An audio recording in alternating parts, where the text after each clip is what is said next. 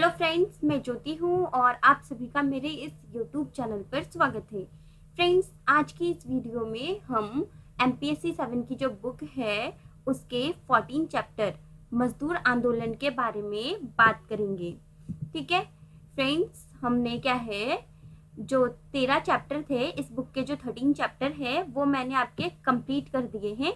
आज हम जो 14 चैप्टर है हमारा मजदूर आंदोलन, इसके बारे में बात करेंगे। तो चलिए फ्रेंड, शुरू करते हैं हम आज की अपनी ये वीडियो स्टार्ट करने से पहले मैं आपको अगर बोल दूं कि अगर आप लोगों को मेरी वीडियो पसंद आती है तो वीडियो लाइक करें, चैनल सब्सक्राइब करें और ज़्यादा से ज़्यादा इसे शेयर करें। तो चलिए अब हम आगे बढ़ते हैं। मजदूर आंदोलन पढ़ने से पहले हम ये जान लेंगे जो ये मजदूर आंदोलन है ये क्या होता है। मजदूर आंदोलन में मजदूरों द्वारा अपने अधिकारों के लिए मांग, प्रदर्शन, विरोध व हड़ताल आदि किए जाते हैं। इसके अंदर क्या होता है, जो मजदूर है जब वो अपने जो मांग होते हैं उसके लिए प्रदर्शन करने लगते हैं या हड़ताल वगैरह करते हैं अपने अधिकारों के लिए, तो इसको जो है मजदूर आंदोलन कहते हैं। ये आंदोलन मजदूर अपने जीवन की दशा, ये जो मजदूर आंदोलन है ये मजदूर क्यों करते हैं, अपनी जीवन की दशा सुधारने के लिए करते हैं। और ये जो आंदोलन है ये हिंसक रूप में भी हो सकते हैं। यह आंदोलन पूंजीपतियों के विरुद्ध श्रमिकों द्वारा किया गया विरोध है। जो श्रमिक होते हैं वो पूंजीपति, जो अपने मालिक होते हैं, उनके विरुद्ध चलाते हैं। किसी एक औद्योगिक संस्था के कुछ मजदूर द्वारा अपनी मांगों को लेकर भी आंदोलन चलाया जा सकता है। अब हम आई होप कि आपको जो मजदूर आंदोलन है ये समझ में आ गया होगा। ठीक है, और कोई क्वेरी है, कुछ समझ में ना आए तो आप कमेंट बॉक्स में कमेंट करके मुझसे पूछ सकते हैं, वहां पर मैं आपको रिप्लाई कर दूंगी। अब हम जानेंगे कि भारत में स्वतंत्रता से पहले जो है मजदूर आंदोलन कैसे पनपा या मजदूर आंदोलन कैसा था। ठीक है, स्वतंत्रता से पहले भारत में जितनी भी औद्योगिक गतिविधियां होती थी, जितनी भी काम होते थे, उद्योग से रिलेटेड जितने भी काम होते थे, वो उन पर उन सारी चीजों पर कंट्रोल किसका होता था, अंग्रेजों का होता था। अंग्रेज जो है जितने भी जो उद्योग थे उन पर जो है कंट्रोल करते थे। जितने भी उद्योग भारत में लगाए गए थे सब आधुनिक तरीके से थे। ठीक है, आधुनिक तरीके से चलते थे। और भारत का जो है, जो अंग्रेज है वो भारत का यूज किस वे में करते थे, एक कच्चा माल उत्पादक देश के रूप में जो है भारत का यूज करते थे। आधुनिक उद्योगों से भारतीय मजदूरों का शोषण होने लगा। पूंजीपति अपने खुद के लाभ के लिए उनके साथ अमानवीय व्यवहार करते थे और उनको बंधुआ मजदूर। औद्योगिक क्रांति आई, उद्योगों की स्थापना हुई, इससे क्या हुआ कि कंपनी जो होते थे उनमें ज्यादा से ज्यादा मजदूरों को रखा जाने लगा। वहां पर उनके रहने का जो वातावरण था, जिस माहौल में वो रहते थे वो बहुत खराब था। ठीक है, जिस वजह से जो है वो बीमार पड़ जाते थे, उनका शोषण होता था। और जो मजदूर थे इससे उनको तो लाभ नहीं होता था, बट जो पूंजीपति थे उनको लाभ होता था। और जो पूंजीपति थे वो क्या करते थे, जो मजदूर होते थे उनके साथ अमानवीय व्यवहार करते थे, अच्छा व्यवहार नहीं करते थे। इसके अलावा उनको जो है बंधुआ मजदूर बनाकर रखते थे। पहले विश्व युद्ध के बाद उनकी हालत और भी खराब हो गई। जब पहला विश्व युद्ध हुआ, ठीक है, 1914 से 1918 के बीच जो पहला विश्व युद्ध हुआ था, इस विश्व युद्ध के बाद जो मजदूर थे इनकी हालत जो है और ज्यादा खराब हो गई। कैसे खराब हो गई कि जो मजदूर थे इनको जो है काम पर कार्य का लंबा समय, जो मजदूर थे उनको जो है काम पर जो है ज्यादा से ज्यादा समय अब काम करना पड़ा। और इसके बदले में जो है उनको कम वेतन दिया जाता था और पहले से ज्यादा, पहले तो कम शोषण होता था पर प्रथम विश्व युद्ध के बाद जो है इनका ज्यादा से ज्यादा शोषण किया जाने लगा, जिससे जो है जो मजदूर है वो तंग आकर इन्होंने इसका जो है विरोध करना शुरू कर दिया। आई होप कि आपको समझ में आ रहा होगा।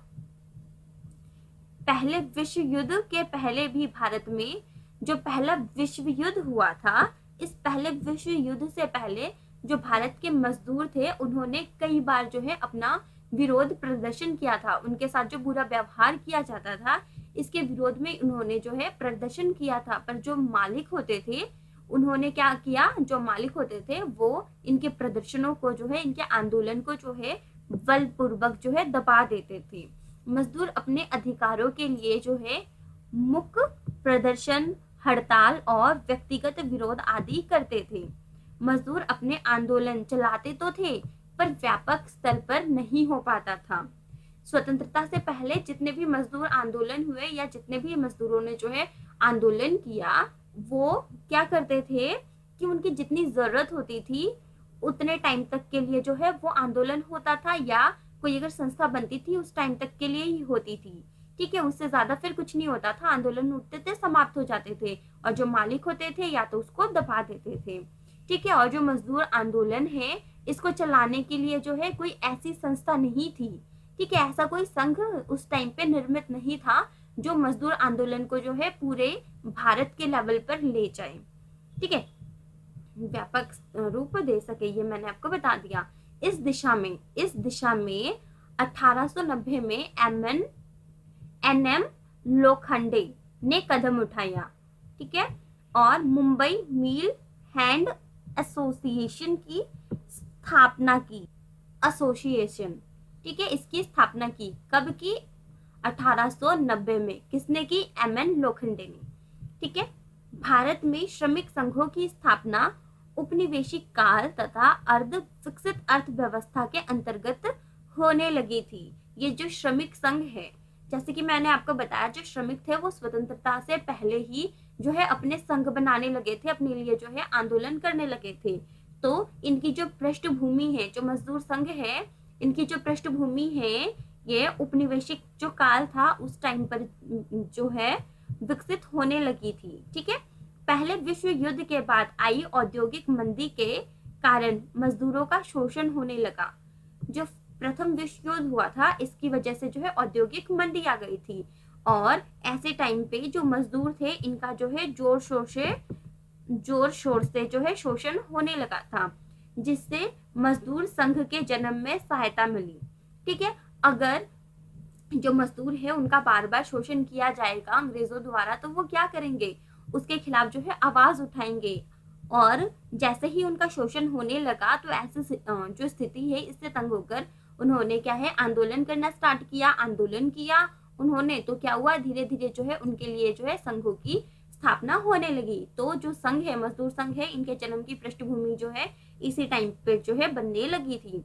भारत का पहला श्रमजीवी संघ 1918 में गठित।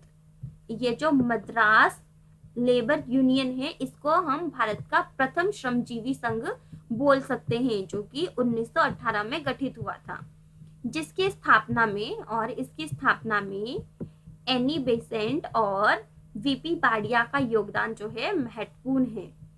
यह संगठन Karnataka and one kingdom mills के मजदूरों के सहयोग से जो है स्थापित हुआ। इसकी सदस्य की संख्या, जो ये संगठन है इसकी जो सदस्य संख्या है इनको बढ़ाने की जिम्मेदारी भी इस संगठन के जो सदस्य थे, जो ऑलरेडी सदस्य थे, उन पर डाल दी गई। ठीक है, और पहली बार नियमित सदस्यता शुल्क जो है रखा गया, जो कि 1 आना मासिक था। ये जो संगठन था इसके लिए जो है नियमित रूप से हर महीने जो है कुछ शुल्क लिया जाता था, और वो शुल्क था 1 आना। ठीक है, 1918 में अहमदाबाद के मील मजदूरों ने, ये मैं आपको जो मजदूर आंदोलन है उसका एक एग्जाम्पल दे रही हूँ। जैसे कि जो गुजरात का जो अहमदाबाद है, यहाँ पर 1918 में जो मील मजदूर थे, कपड़ा मिल में काम करने वाले जो मजदूर थे, उन्होंने बोनस के लिए जो है आंदोलन छेड़ा। ठीक है, जो मालिक थे वो बोनस को समाप्त करने की बात कर रहे थे, पर जो मजदूर है वो बोनस को जो है समाप्त नहीं करने देना चाहते थे, इसीलिए जो है उन्होंने आंदोलन छेड़ दिया। और इस आंदोलन में जो अनुसुईया बहन है, ठीक है, अनुसुईया बेन साराबाई, इनके कहने पर जो महात्मा गांधी जी थे उन्होंने इस आंदोलन में जो है भाग लिया, मजदूरों का साथ दिया। ठीक है, इससे क्या हुआ, जो मिल के मालिक थे इनको मजदूरों के साथ जो है समझौता करना पड़ा। इसके बाद 1920 में टेक्सटाइल एसोसिएशन जिसे मजदूर महाजन के नाम से भी जाना जाता है, नामक संघ की स्थापना हुई। 1920 से पहले, ये जो 1920 का टाइम पीरियड था, इससे पहले जितने भी मजदूर संघ बने थे वो जो है अपनी जरूरतें, जैसे मैंने आपको पहले ही बताया, अपनी जरूरत पूरी होने के बाद जो है समाप्त हो जाते थे, वो बने नहीं रहते थे। ठीक है। और 1919 में गठित अंतर्राष्ट्रीय श्रम संघ, जो ये अंतर्राष्ट्रीय श्रम संघ है जिसका गठन 1919 में हुआ था, इससे प्रेरणा लेकर 1920 में जो है अखिल भारतीय श्रमजीवी संघ, इसको हम एटक भी बोल सकते हैं, इसका जो है गठन हुआ था, इसकी स्थापना हुई थी। और इसकी स्थापना में जो है बाल गंगाधर तिलक, चमन लाल बजाज, लाला लाजपत राय, इन्होंने जो है महत्वपूर्ण भूमिका निभाई थी। और जो लाला लाजपत राय जी थे, ये इसके जो है प्रथम अध्यक्ष भी चुने गए थे। 1920 में ही रूस में जारशाही का अंत हुआ था और वहां जो है साम्यवाद का जन्म हुआ, जिसने जो मजदूर थे उसकी हक की बात की थी। ठीक है। और क्योंकि यहाँ पे मजदूरों की जो है, मजदूरों के हक की बात की जा रही है, तो ऑब्वियसली जो मजदूर वर्ग है इससे प्रभावित होगा। एम एन रॉय ने रूस में ही, जो एम एन रॉय थे ये साम्यवादी से, जो साम्यवादी थी रूस में, इससे जो है बहुत प्रभावित थे और इसी कारण जो है इसी जो है प्रभाव से जो है इन्होंने रूस में भारतीय कम्युनिस्ट पार्टी का ही गठन किया था। ठीक है। और जब यही कम्युनिस्ट पार्टी भारत आई तो इसने, ठीक है, तो इस पार्टी ने अपनी संख्या बढ़ाने के लिए मुंबई और कोलकाता पर जो है अपना ध्यान केंद्रित किया। ठीक है। इसके अलावा मजदूर संघ जितने भी थे उनका जो मतलब संकेंद्रीकरण था वो यहीं पर था, मुंबई और कोलकाता साइड। ठीक है। और ये पार्टी अब एटक, 1920 में जो एटक बना था, इसके विकल्प के रूप में जो है ये पार्टी उभर कर आई थी। पर फिर क्या हुआ, कुछ समय बाद एटक के अंदर भी, जो एटक था जिसकी स्थापना 1920 में हुई थी, इसके अंदर दो विचारधारा का जो है जन्म हुआ। एक तो है अंग्रेजी सरकार की हिमायत विचारधारा, कुछ लोग थे जो अंग्रेजी सरकार के जो हिमायती थे, और दूसरा जो है साम्यवादी विचारधारा थी। ठीक है। और क्योंकि इसमें जो है दोनों, जो एटक था इसके अंदर दो विचारधारा बनने लगी थी, जिस वजह से जो है 1931 में इसका जो है विभाजन हो गया। नरमपंथी ने एटक के साथ मिलकर, जो नरमपंथी दल के लोग थे उन्होंने एटक के साथ मिलकर जो है भारतीय श्रमजीवी महासंघ की स्थापना की। 1931 में ही राष्ट्रवादी और साम्यवादियों में मतभेद हो गया था और दोबारा 1931 में जो साम्यवादी है और जो राष्ट्रवादी है इनमें क्या था, मतभेद हो गया था, जिस वजह से दोबारा एटक का विभाजन हो गया और रेड ट्रेड यूनियन कांग्रेस नाम का एक जो मजदूर संघ है नया, इसकी स्थापना हुई। कौन सा मजदूर संघ था? Red trade union Congress. ठीक है। इसको कांग्रेस का समर्थन मिला, ये जो पार्टी थी, ये जो संघ था, इसको जो है कांग्रेस पार्टी का समर्थन मिला। 1939 तक साम्यवादी की रेड ट्रेड यूनियन कांग्रेस और उग्रपंथी राष्ट्रवादियों के नेतृत्व वाली एटक, 1939 में जो रेड ट्रेड यूनियन है और जो एटक है, इनमें जो है नजदीकियां बढ़ने लगी थी। और एक समय ऐसा आया जब रेड ट्रेड यूनियन ने जो है अपना विलय एटक में कर लिया। दूसरे विश्व युद्ध के समय भारत के राजनीतिक पार्टियों में मतभेद उभर कर आया सामने। ठीक है। कुछ युद्ध में अंग्रेजों का साथ देने का समर्थन कर रहे थे, कुछ लोग तो चाहते थे कि जो दूसरा विश्व युद्ध हो रहा है इसमें अंग्रेजों का साथ दो और युद्ध में भाग लो। पर कुछ जो विचारधारा के लोग थे, कुछ लोग थे वो जो है उनका साथ नहीं देना चाहते थे। इन सारे विचारों से मजदूर, क्योंकि देश में ही ये सारे विचार चल रहे थे, तो इन सारी चीजों से जो मजदूर संघ है ये भी दूर नहीं रह सके। और 1941 में जो एम एन रॉय है, ठीक है, एम एन रॉय के जो ग्रुप है, इन्होंने एटक से जो है अलग होने का फैसला लिया और बाद में जाकर इंडियन फेडरेशन ऑफ लेबर का जो है इन्होंने गठन किया। कांग्रेस चाहती थी कि जो एटक है वो गांधीवादी, ठीक है, जो गांधीवादी विचारधारा है इस पर चले, पर वे अपने प्रयास में सफल नहीं हुए, ऐसा नहीं हुआ।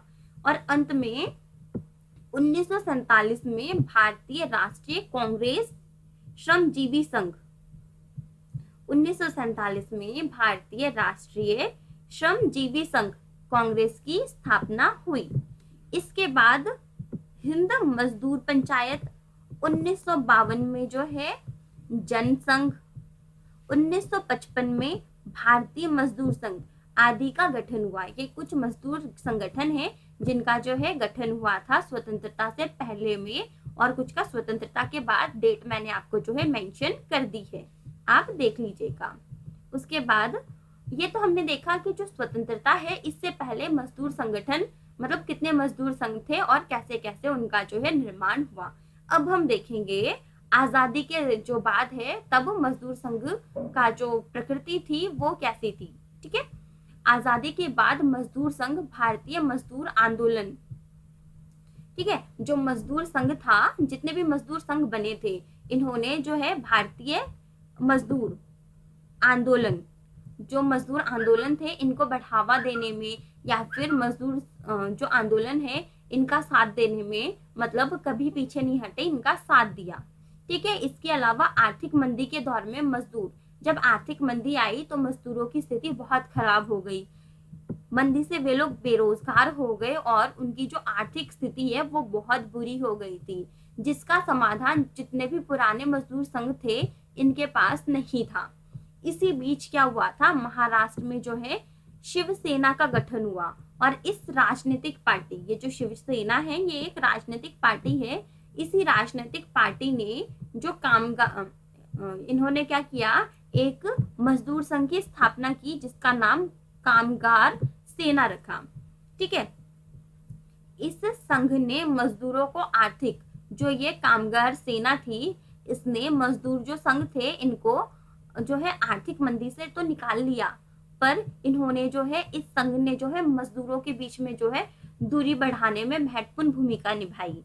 भारतीय कामगार सेना, ये जो भारतीय कामगार सेना थी इन्होंने क्या किया, या इनका क्या मानना था, इनका मानना था कि आर्थिक मंदी की समस्या महाराष्ट्र में इसीलिए आई, ये जो आर्थिक मंदी है इसकी समस्या जो है महाराष्ट्र में इसीलिए आई क्योंकि महाराष्ट्र में जो बाहरी श्रमिक है, ठीक है, जो बाहरी श्रमिक है उनकी वजह से जो है आर्थिक स्थिति बहुत खराब हो गई है महाराष्ट्र में काम करने वाले मजदूरों की। ठीक है, और जो बाहरी श्रमिक है महाराष्ट्र में, जितने भी बाहरी श्रमिक है वे सभी जो है महाराष्ट्र से चले जाए, उनको महाराष्ट्र में रहना नहीं चाहिए। यहाँ सिर्फ उन लोगों को मजदूरी मिलेगी या उन लोगों को रोजगार मिलना चाहिए जो यहाँ के निवासी है। ठीक है, ऐसा कहा उन्होंने, जिस वजह से जो शिवसेना है और जो साम्यवादी संघ है इसमें जो है मतभेद पैदा हो गया। ठीक है, और इस आंदोलन ने महाराष्ट्र और अन्य राज्यों के जो श्रमिक थे उनके बीच जो है ऐसी खाई पैदा कर दी जो आज तक भी कायम है।